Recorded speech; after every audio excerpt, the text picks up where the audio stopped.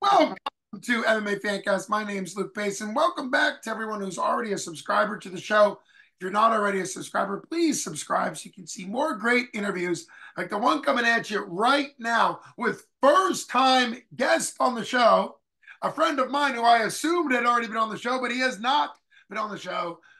Very warm welcome to first-time guest on the show, Josh Visokey. Josh, welcome to the show. Thank you for having me on, man. It's I feel like it's been a long time coming. We've spent some time together backstage, and Yeah. we talk at events, and it just feels natural. It does feel natural. It feels natural. Yes, we've gone to events together as more or less fans and supporters, and obviously seen you around behind the scenes of 247 fights.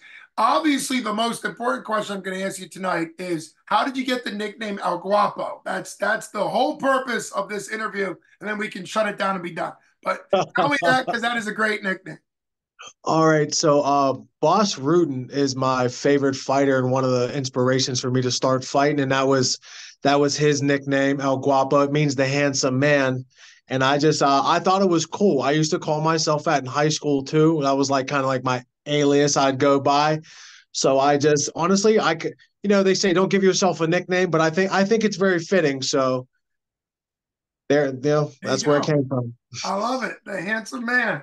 Well, I always joke that my middle name, when people ask, I always say my middle name is Handsome, Luke Handsome Mason. So Hey, very, there we go. very similar. So great nickname. You've got a fight coming up. That's why you're on the show. Really, really excited to have you on the show. You're going to be down in Morgantown at the Marriott in Morgantown, West Virginia on March 16th. So considering this is the first day of March, we're talking 15 days away. Yeah, 2 weeks and a day. How are That's you? right.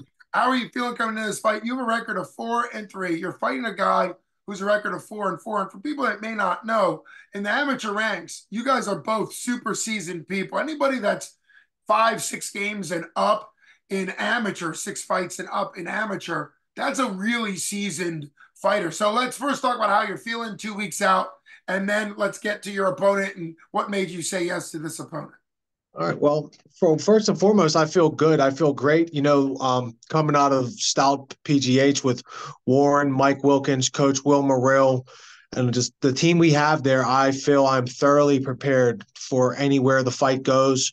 I mean, we game plan constantly. I was just at the gym, going over some game plans, doing some stuff with Luke Martin, getting my grappling in. You know, I love it, and this is what I want to do professionally. So I treat it as a profession. I'm on the clock. I'm there. I'm not going out and partying and hanging out with outside forces that can drain you. So I just stay focused and work on the things that I can work on. Well, that goes a long way. The mindset, and there's an old expression, control the controllable, right? You can't always control the uncontrollable. I mean, by definition, you can't control uncontrollable, but you can control your controllable. Great Correct. thing that it's kind of allowed you to be disciplined and focused. I know discipline gets a bad rap, but to be self-disciplined, I mean, you mentioned some incredible coaches. They're all self-disciplined, though. They're very good at what they do because they're willing to say no to things that would distract them or not be good for them. So I think that goes obviously a very long way. As far as you being on the team of Stout, this might even be called the Stout card. There's a lot of Stout fighters on this card. I was gonna have I'm gonna have quite a few Stout fighters on. So for you, who are the main? Because you're 185, 170 range, I think. So who are the main Correct. sparring partners for you? Um, I go with pretty much everyone. So this is going to be day of weigh-ins. So I'm Oh, doing 185. right. Don't no need to cut down to 170, cut all that unnecessary weight and be sucked out. My opponent's gonna be a little bit bigger, so I'm gonna kind of enjoy it. I've been eating pizza this fight camp, so it's nice. I'm not just eating salads and whatnot. We're still training hard, but it's nice to not have to, micromanage absolutely everything I'm eating. I feel good. I feel powerful, healthy. But like today, Luke Martin fights at 145, and we were getting some rounds in.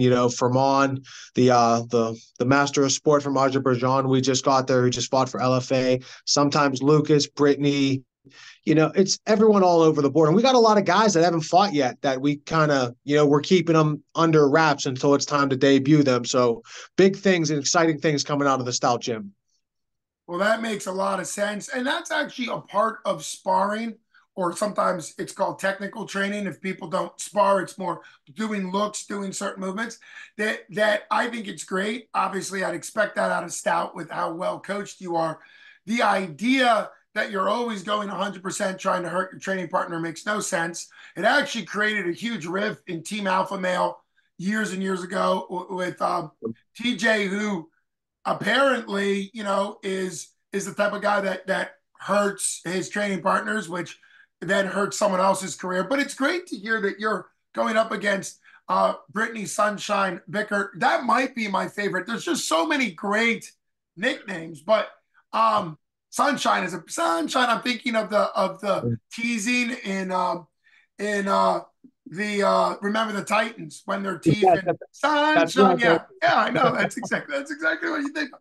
But anyhow, I think it's good that there's weight differences and things you can learn from sparring and training with Brittany. She can learn from you. You don't have to use your 40 pounds or 50 pounds heavier and just flatline her. And that goes from any mixed match or any way it mixes around. Technical sparring goes a long way. I know it's actually funny because it's your Tapology. I know most people will know you, at least if they follow 247 fighting or really any local Pittsburgh fighting. They'll know you from the knockout of the year that you got about a year and a half ago over Des Ford. And I don't know who picks the pictures for Tapology, but whoever it was very kind to you because your Tapology photo is you celebrating with a Des Ford laying on the ground behind you. So as far as, and Des Ford's a great guy, nothing against him, Absolutely. but it's just a great photo for you. So that's your most recent win. You've had a fight in between there and came up short with a submission loss. But it's been some time since you've been in there. Basically, trying to do, yeah, you're pushing 2 years, about a year and a half Yeah. since last fought. So what caused the layoff? I know that you had a fight that was supposed to happen that fell through. That actually probably happens quite a bit. So what caused the layoff, and how do you think you've improved since you're almost a year and a half ago? Last time you fought was in July of 2022. Correct. Well, what caused the layoff is, in all honesty, I just mentally, I wasn't there. I was outside forces, and we all have our own battles in life, and Sure. I have my own demons that were starting to, they were starting to get up. It was looking like it was a 10-8 round there for a minute, but I managed to pull it back and pull it through, and just I love the gym. No matter what, no matter how bad I was, no matter how terrible life was for me, if I found a way to make it to the gym, then it seemed like I could make it through to another day. And I could just persevere and be around positivity and all the people at the gym that are a great supporting cast for me and help me do what I do best. And that's go in an octagon and fight. Makes perfect sense. Makes perfect sense to me. I think it's always good to hear that you're making progress in some of your own personal things that do better when you focus on them and make progress. So thrilled that things are headed in a positive direction. But it's also great, and that's one of the reasons why when I ran a gym outside of Philly, there are people, you included, that really benefit from the family, from the team aspect of a gym. And obviously, we've got some great gyms in Pittsburgh that have that team atmosphere, family atmosphere. Stout being a huge one, the Mat Factory being another one, the Academy. If you go out into the boondocks and want to wrestle with a raccoon, you can hang out with the Gorilla House. You started smiling. You knew I was referencing Champ Champ, but that's a Oh, great family atmosphere out at Gorilla House. Indio Dojo is another great tight knit. So, I mean, I've named what, five or six. I'm sure there's more. But I oh think yeah. that goes a long way that even when you weren't mentally or physically in shape to take a fight and some other things like your demons were getting the best of you, to know that you still have a family and a network through Stout can really be life changing. And so for people that coach or support a gym and they see a fighter such as yourself or somebody that really isn't doing the best, but they're still showing up, it can really be making a world of difference in their life. So glad you're doing better. About how long ago did you make the mindset, yep, it's time to kind of shut down some of the side stuff, external forces, and recommit to training? And then how long ago did this fight come together? Honestly, it was right around the end of December, man. I was teetering. I was really teetering. What do I want to do with my life? Where do I want to go? And just I had so many different things pulling me in different directions that I was unsure for the first time ever in my life. I was really unsure about what I wanted to do, and I just kind of took some time to myself, and I sat down and I game planned and I thought about it. And I said, would I be happy with my ending of my story right now? If I could just called it quits and hung up the gloves and said I'm done and it's over with and it's that and go work a regular 9 to 5, would I be happy? And the immediate answer was no. My mom taught me how to do a lot of things growing up. She never taught me how to quit.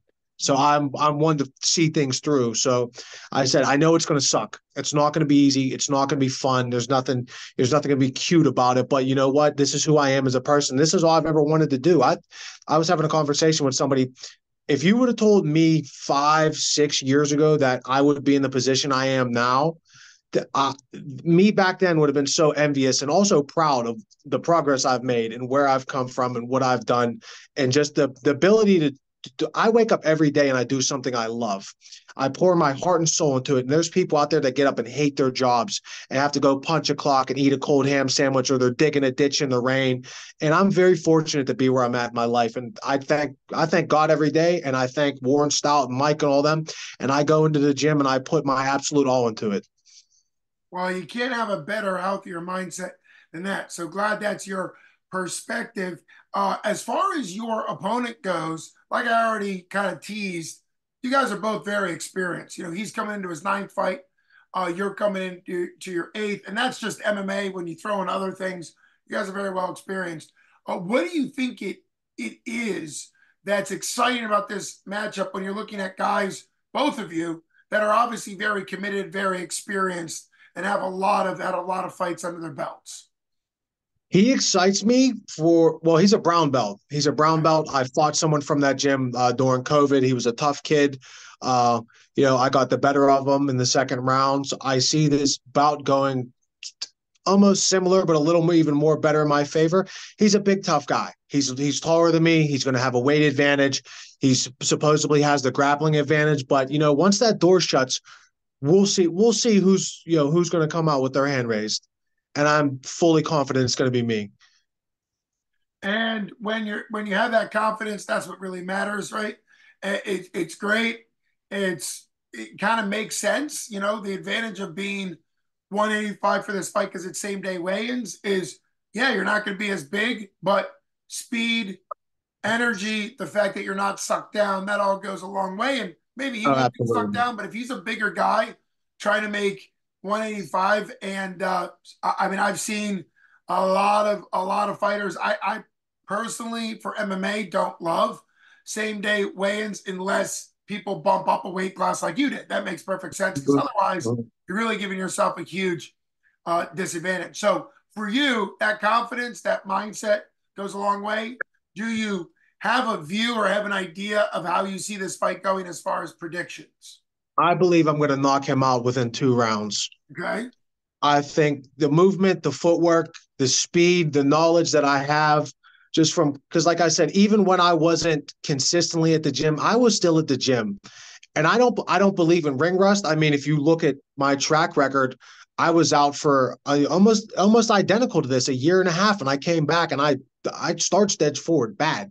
Mm-hmm. Bad. Dez is very good on the feet. I don't think this guy's anywhere near as good as Dez on the feet. I don't think he has potential on the ground. He has threats. I'm not nullifying anything he does. I don't think I'm just going to walk out there and hit him with a one hitter quitter. He has the potential to try to finish the fight, but I I'm focused and I know what's going to happen. I'm going to create traps and I'm going to bang the left hand shot down the pipe and he's going to go to sleep. Well, there you go. That's about as direct of a prediction, and given the confidence, given your skill level, your development while you've been not fighting but you've been training, all goes a long, long way. For you, is this like a hometown fight? Do you expect to have a lot of stout people that are there for you and there for the other stout people, or is this a road trip? Because I don't know where you're born and raised. Everywhere I fight's a home fight for me, brother, because the cage is my home. So it doesn't matter. But I will have a good amount of fans down there. I always do good in ticket sales. My supporting cast is always absolutely tremendous. They would follow me through hell and back because I would do the same for them. So I'm very fortunate to have the supporting cast that I have, and Morgantown's going to look like the North Side on March 16th. Well, that's very exciting. And now that I remember it, because I said, "Oh, where are you born and raised?" You're a North Side Pittsburgh guy, so that's really great. It's a super close trip, or relatively close, to get down into Morgantown. I'm glad we did this for the first time. Get you on. Hopefully, I've got to try to figure out my schedule, but I would like to be there. Last time, their fight I think was March 18th. I was there. We had hung out That's at the right. same event last year, so. I'm hoping to make a return to be able to see. There's a lot of people I plan. You're the first from this event that I'm interviewing, but I plan to interview three or four, maybe five more. So uh, Awesome. it's always fun when I've interviewed people, then be able to see them compete. So hopefully I can have you on after your win to talk about it. And I'm most proud of the fact and glad to hear that you're making the changes and the decisions you need as a man, as a person, and the fact that that's motivated by your love of and desire to put things together and have a career in MMA. That's a beautiful thing. So honored to have El Guapo on the show. The Oh, man. handsome man. What a great name. Josh Visokey, special thanks for you coming on. But while we talk about thanks, why don't we get to your sponsors and anybody you want to thank as far as people that help you emotionally, training, and financially to fight? What are your thank yous coming into this fight? Well, first and foremost, I'd like to thank Warren Stout for having the facility and giving me the opportunity to do what I love to do and do what I do better than anyone else. Second of all, I'd like to thank Pop and Sons, my only sponsor, because yeah, there's a one thing Northsiders know, and it's good pizza, man. So I've been enjoying my pizza. So shout out to my man Fran. Helps me out a lot. So I gotta return the favor and the love. Obviously, my family, friends, training partners. I could go on all day, but I'd like to thank you for bringing me on. We've talked so many times behind the scenes, and it's nice to, I scratch your back, you scratch mine, and we make the world go round, brother. It's been Hey, a pleasure being on here. it's my pleasure. Sorry, it's been a delay. I'm going to blame it on the fact that you've been out of the cage for a little bit, but obviously we've seen each other so much, and we just saw each other in person. It was great at Mm-hmm. Brotherhood 20, but that place was like elbow to elbow. It was so Madhouse. it was so fun, so fantastic. I think you actually got in trouble for blocking people's views. You That I massive did. view. I had my eyes very close on the 170 bout there, the Dan Walters and Evan DiNucci. Well, I know you've got a fight coming up, but listen, I'm always for somebody that wants to call somebody out first because we still have some time, and it's such an honor having you on the show. For people that don't know, the 247, they had like a welterweight elimination, which I think is exciting to be able to call it that. And Evan DeRushi won a great fight, inverted leg triangle versus Dan Walters. Great striking on the feet. I know that's your specialty, striking on feet. So, what did you think of the fight? Both fighters, and then do you have a plan if this fight goes well and you win in the first two by knockout? Well, Do you plan on pursuing one of those guys? my thoughts for the fight were it was a good fight. It was good. I've trained with Dan, twice. I thought he was good. They could have made some slight adjustments during the fight, but hey, that's me from the outside saying, "Oh, this is what you should do." We all know it's a lot different in the cage. I've seen Evan fight a couple of times, and I I think he's good. I don't think he's as good as a lot of people give him credit for. I see holes in his game, but once again, everyone has holes. And yeah, they told me 247 said I go knock this kid out, then me and Evan fight for the title in April. So, you know, that's pretty much what's gonna happen, and then he's gonna get his ass whooped next. Well, if that's breaking news, it's breaking news to me. So if that's breaking news to anybody out there, that's very exciting. That's why you tune in to MMA Fancast to hear great things like that. Love the intensity, love the focus. I'm always happy when any weight division, I think welterweight stacked at 247. We just saw a title fight between two studs at 155 for Oh yeah. 247. Absolutely Hoot, fantastic. Hoot Lee. I'm Who? a Hoot fan. I'm a Hoot fan. I've spoken with Edgar a couple times. I think he's a great guy, but I like the way Hoot fights, man. He get me fired up. I love it. I'm a Hoot guy. So there you go. Yeah, all of that's great. And I think it's always been, I met with Ryan Middleton, the owner who's of 247, that's been so kind to keep me involved in 247. I'm honored to be a part of that team. And he was talking to me before there ever was 247, as far as before the first fight. And this is spring of 2019 or winter of 2019 into the spring. And he was telling me exactly what we're talking about here, that he really wants to be a regional show where fighters develop and you can see them. I mean, you fought for other promotions as well, which is great. And then you Mhm. come back to 247. And I think that's what's exciting about the legendary matchmaker Jim Mooney and others, that you can really develop weight classes. And some regional promotions, they have a hard time developing weight classes because, it takes a lot of work to keep a weight class going. So the fact that there was a title eliminator and the fact that you're saying, which makes sense to me, that you get a great signature knockout, which is your specialty, or a win. Wins are always good, but you get a big knockout, then you're looking at that. I do know that it was announced and advertised that the winner of the Darushi versus Dan Walters would ideally be fighting in April. So it makes sense if that's the time frame. So can't wait to see however that all comes together. There's a lot of behind the scenes thing in any fight business, particularly amateur fighters, where there's a lot of balls up in the air and juggling. But it's been great. I love the confidence. I'm honored that this is our first official. I'd love to have you on many more times in the future. You've been listening to Luke Basin for MMA Fancast with special first time guest El Guapo Josh Visokey. Thanks so much for coming on the show. Hey, thank you for having me on, brother. It's a pleasure. God bless you, and I'm sure I'll see you around soon. God bless you too, and he does, and I'll see you at the fight. You take care. Thank you, brother. Have a good night. You got it. You too.